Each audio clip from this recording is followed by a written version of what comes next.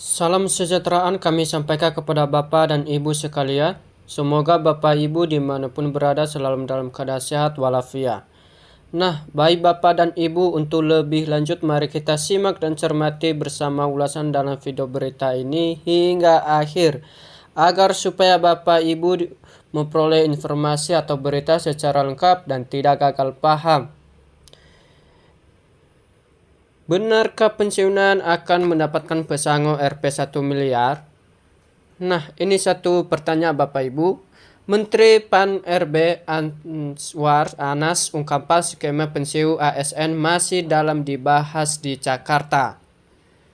Nah, kalau mau tahu infonya Bapak Ibu, ayo simak videonya hingga akhir. Dan jangan lupa tekan tombol like, subscribe, dan komen agar tidak ketinggalan informasi berikutnya.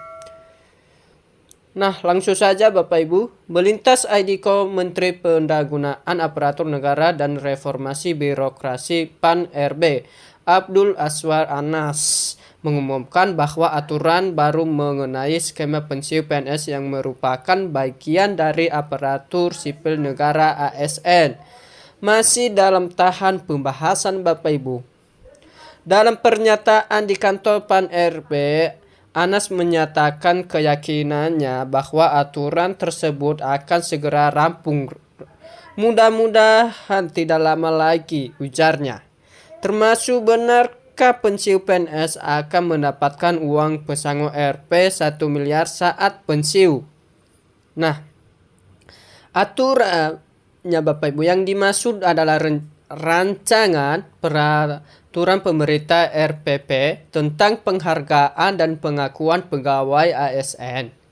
RPP ini merupakan turunan dari Undang-Undang Nomor 20 Tahun 2023 tentang ASN yang mengatur jaminan pensiun dan hari tua.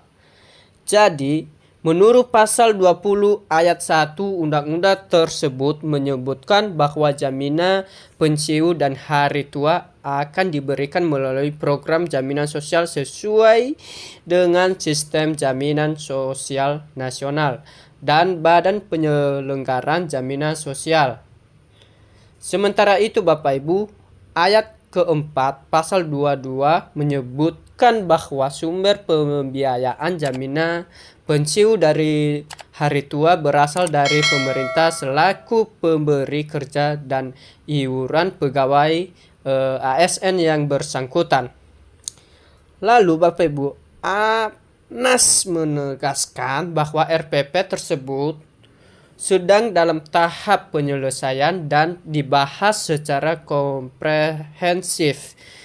Inilah kita lagi beresin RPP-nya. Kita sedang bicarakan secara komprehensif tentang skema soal pensiun. Begitu juga soal tunjangan lainnya Bapak Ibu, dan dijelaskannya. Meskipun demikian Bapak Ibu, Anas belum bersedia mengungkapkan detail perubahan skema pensiun yang akan diatur dalam RPP tersebut.